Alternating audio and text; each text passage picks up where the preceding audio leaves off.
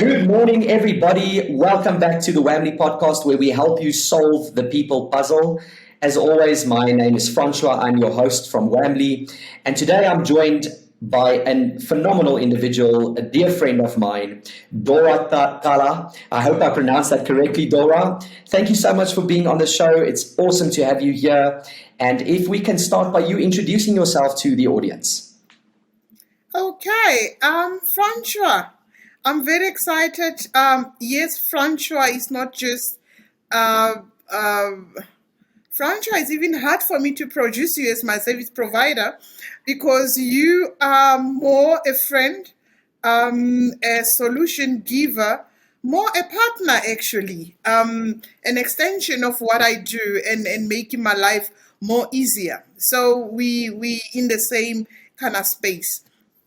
Francois, my name is Dorah Tlala. I'm supposed to be adding another surname very soon. It's way overdue. Dorah Tlala Tena will be an extension. Congrats, Um, congrats. yeah, I am currently the group chief HR officer of Proconics Holdings, and yes, Francois, I am a strength coach. I am a counseling therapist, and yeah, I think I'll stop right there. Fantastic. Yeah, Dorah, just to circle back to what you mentioned earlier, thank you so much for alluding to the fact that we are partners. And that's absolutely how we go about dealing with our clients. And to the audience listening, so that you also know, solving the people puzzle is all around providing value and giving input to the community in HR. So HR execs, HR managers, business owners, people in the human resource industry who tune in every week and listen to this podcast because it's about value. And I am really excited about today. I think it's going to be a great conversation. And the topic is all around aligning your career with your passion.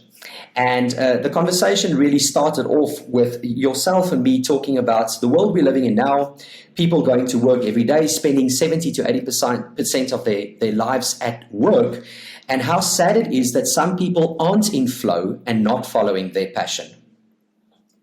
That's very true, Francois. I think it's quite a huge topic. I think after my conversation with you, it kept on ringing in my head on how much of time do we spend in our career. And I would quote what we normally talk about with one of my colleagues, which I may also call my boss, Marvin Jones, about people talk about work-life balance, and he opened me into the world of work-life harmony, because there's no balance. There's Sure. no switching off if you're doing what you love. There's no Mm. it's for now, I'm switching. Because you find yourself, even if you are outside your working hours, still reminiscing on work. You have what you call your shower moments when you're busy doing something and a brilliant moment comes where you're thinking about solving a certain problem at work. So it means that you are now having harmony with what you do as your career, with your life.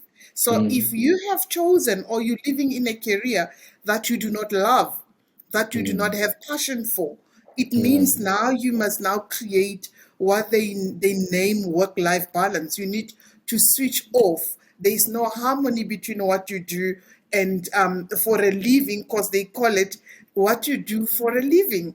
Yes. Whereas you can be living while doing it. I think there's a little bit of a huge difference there.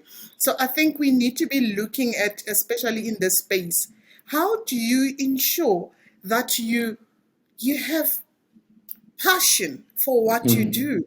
I mean, it starts a little bit back from how Yes. you chose it or how it chose you. Because most Yes. of people in the careers, it either the career chose you or you chose a career, but you reach a level in your space or in your career that you need to make that harmony with Yes. what you have grown to be. And that, of course, pulls in the strength. It pulls Yes. in your talents, your gifts. It pulls in what you've been able to develop yourself into, Yeah. and be able to build that, and develop that sort of passion. Yeah, and I so many golden nuggets in there. Thank you so much. So one, work-life harmony. I've never heard that. What a phrase, coined by whoever. Dorah, I'm gonna give it to you. Coined by Dorah, work-life harmony. But I believe for the audience listening, that's the ultimate. That's the end. That's the goal. Let's circle that back and let's start at the beginning. Choosing the career. I often say this, and I've said it on this podcast as well. I very often refer to my own career as an accidental profession because I didn't know what industrial psychology is when I was at high school. Even studying psychology, I didn't really know about the field of industrial psychology. And fast forward 12 years later, here I am, extremely passionate in what I would love to phrase as harmony. But let's circle back to the audience who potentially, Dorah, at this moment is not experiencing that. Where does it typically start? The previous episode, we spoke with Dorah Tlala around young professionals. And so, if we circle back to young professionals or anybody making a career change, where does this start? I think if you I won't say lucky, I would say if you are fortunate or if you're fortunate to have had guidance early in your life, mentors, coaches, and be in a system or a school system where you are guided correctly on how to choose a career, looking at where your capability is, where you are gifted, and being developed from there. I think today we're talking a lot of coaches and so forth.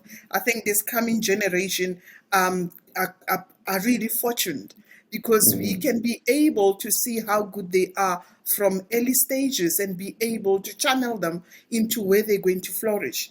I'll give this as an example. We normally talk about it in the world of strength coaching, that if you have a child that is really, really doing well in English as a subject at school, and you have a child that is really doing well, not doing that well in mathematics, struggling a bit.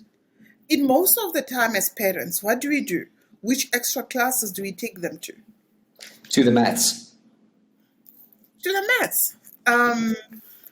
Because we're trying to channel them to what they're struggling with. Yeah. But if that can change, to take them to extra classes in English, because we want them to flourish and be stars in something that they already are flourishing in, and make careers in such. I think it starts from there because we've been able to see how easily they can be able to flourish in something without putting even extra hours and energy. So I think it starts from there. But nevertheless, let's look at when you are already somewhere, you have a degree or you are about to enter into a career, and maybe you're finding out that your passion is somewhere else. Hope I'm responding to your question. You are. You can easily be able to find patterns. There are certain things that you are naturally wood to without effort.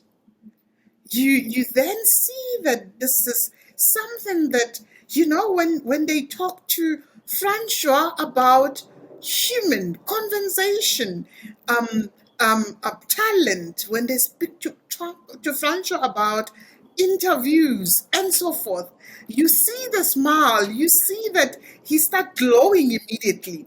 That tells you that it is something that it's in him. There is a strength in him that is wooing him to such type of jobs. So you start seeing that in yourself, and you are at the beginning of your career. You can do yourself a favor and start channeling yourself. Look into a mentor, a coach who can help you to start pulling yourself into such careers that will make you flourish. Then you can leave into the space that will make you flourish. If you are already in, let's say maybe, I'm giving an example, you are into teaching and you so hate standing in front of people and talking every day. You've been in it for 15 years and still today. It's something that you wake up when it's Sunday at 3 o'clock, you go like, oh yeah, I still have to go there again. Yeah. Look, I think what I'm hearing you saying is, irrespective of where you are, whether this is a young professional or in a current career, it starts with self-awareness, understanding and knowing the self, the strengths, the talents, the areas that make you and give you energy. Yes. And from a practical tools perspective, because that is what the audience is after, is okay, how?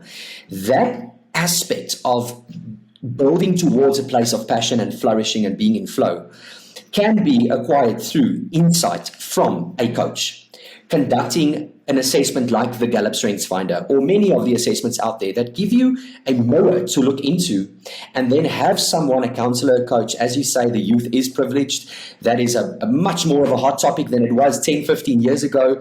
People there to help you understand yourself. Okay, but Dorah, now I know myself, or I see the data and I agree with that. Where to from there? You know yourself, you know what you love. You have, the journey of finding self, it's not a short journey. Yes. Francois, I think I am over 20 years in my career. And there is seasons of me that is showing up, all the time. There is a show up in different seasons. There is a discovery in different seasons. So I think you continue uncovering yourself. And I think that is the beauty. That's what makes us to wake up every day and not feel tired to say, I've been doing this, I think I'm done. We still believe that we have a long way. So the same thing as whomsoever that has been in a career, finding yourself, it's a journey. But it starts with small milestones. You have found yourself. You have discovered a little bit of how of your.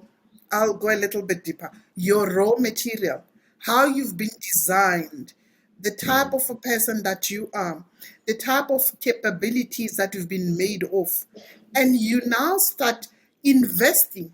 Now there is a price. Okay. Yes. You do not just know that this is who I am, and that's it.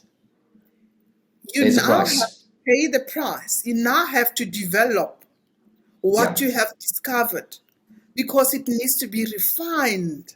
You've discovered gold. It needs now to go into the processing so that it can now turn into something that can be beautiful, like earrings, bracelets, and so forth. So it's now time that you are refining, meaning that you've gone to a counselor, you've gone to a coach. You now know that this is the type of a person that I am. Obviously, they'll guide you to say, these are the type of institution you must register into in order for you to build this type of a skill. It means you'll have to study. You'll have to do a lot of reading. You will have to be trained, meaning that you'll have to accept certain jobs. Francois, we live in a society where you are developing. You might be coming out of a particular career into another career that you've discovered yourself to have passion into. It means that you must now start developing into that career. You might not be fortunate to start earning high. It means that you must start by learning from someone else. You'll start paying the price of more hours in order for you to refine that skill. You will have to put more energy, more commitment in order for you to refine it. And then you'll have kind of pipeline. They call it a career or succession Career plan, path. Yeah, a yeah. path of how you move from one stage of that into another, and you do not leave your coach at the back end of it. You move with your coach. You might have to change your mentor, because now you'll have to find a mentor into the same space that will Yeah. help you to grow into that space, and hold your hand on how to move from one level to the other. So that will be the next step. But I think I need to emphasize there is a price. Yes. Yes. Look, I think so many golden nuggets. Firstly, for us to create the awareness, understand what gives us energy, what are our strengths. I love the strengths-based approach that you are describing around. Too often we are so focused on the negative and the weaknesses and the development areas, as opposed to zooming into what makes me unique. What are my strengths? From the insight and the awareness, then there's the price. And the price is hard work. And we spoke about it in the previous podcast. Unfortunately, there are generations and pockets in the industry and in the environment and society that don't like to work hard. But that is the price. To work hard, have a plan, have individuals, resources, coaches, counselors around you to guide you along this path without keeping your eyes off the goal. That of which is going to give me passion so that I can be in flow. I always say this. What is flow? Flow is where your capability matches the complexity of the job or the environment or the season you're in. And the complexity is external. It gets given to you. You enter into the complexity, whereas the capability is where the hard work is required, because that can either stay stagnant or it can develop as you are putting in the hard work. So I love that there is a price. I often have this conversation with clients, especially from a development perspective. And the employee looks at the employer to provide them with a development plan. And they sit back and they say, okay, how are you developing me next? And I always look at that and I think we need the initiative and the energy and the passion and the drive from the individual. Is that not correct, Dorah? It is. I think as an addition to what we just spoke about and what you've said, it's very true. The price comes from the employee. The employer has a responsibility of providing you with that complexity, which is a platform. Yes. It's a platform Yes. for you to apply your capacity. So you have a responsibility, so as your developmental propositions, they must be from your own self. And Yes. and if you look at the price that we're paying, and also the zeal for the development, it has a lot to do with the behavioral aspect of what we are talking about. Remember, Francois, we're not going to step into the psychological part of finding your identity, because that, I think, it needs another day. A separate episode by itself. Yeah, because you cannot succeed. You are going to be clamped in your success if you haven't as well gone through that journey, because your behavior will determine how far you will go. Yes. If you are in a whether you're starting a career or you are in a career and you need to develop, or whether you need to change that career, you need people around you. You need a mentor. And there's no mentor that will come out to help you if your behavior Yeah. is incorrect. Yeah. So there's Spot a on. lot of alignment that is needed. Spot on. You need your employer to be encouraged to pay your fees, Mm. and no employer would even assist you with your development if your behavior is not online. It's not about, employers are not only looking at the output. Yeah. Employers are looking at the process to the output, The because effort. that's what the effort, the Yes. process. It makes the culture of the business. It breaks or makes their employees, whether you are at line management or you are at the employee level. So it is all intertwined. So the complexity of the job has a lot to do with the behavioral aspect of that complexity that is needed. Yes. I love this. For those of you listening out in the community, the followers of the podcast, guys, we're going to land the plane, and I'm going to try and summarize. Dorah, I'd love you to give some final thoughts. There's so much in here that we can continue to unpack in many more episodes. So to find work-life harmony, you require firstly self-insight and awareness to understand yourself. That is done through tools and resources, but the energy around it needs to be driven by you. And then from there, start building a vision and a goal for the role or the environment or the job that you would like to move into to find that harmony. And then continue to do the work and pay the price to be able to get there. And this is not an easy thing. It's not a short-term thing. It is a lifelong career journey that needs intentional awareness and focus. How does that sound, Dorah? I think you have just summarized that quite well. From our end, I would say life is beautiful, Francois. Life is so beautiful. It is so beautiful if it's intertwined, if it's in harmony, if it's not in pockets. Yes. And if yours is still in pockets, you need a coach. Sure. That's it. That's it. Flow, someone once told me, you cannot switch on and off. And that's why I so agree with you around it being intertwined. So audience, where is your flow? Is it intertwined or is it in pockets? The good news is you can do something about it. Dorah, thank you. Thank you so much for your wisdom. Thank you for your insight. Thank you for joining us on Solving the People Puzzle. It's been an absolute privilege having you on the show, and I look forward to many more conversations with you. Thank you, Francois. It's been an honor. I love doing this. I love Wamly, guys, and I really enjoy talking to the Wamly people. Thank you very much. Thank you very much.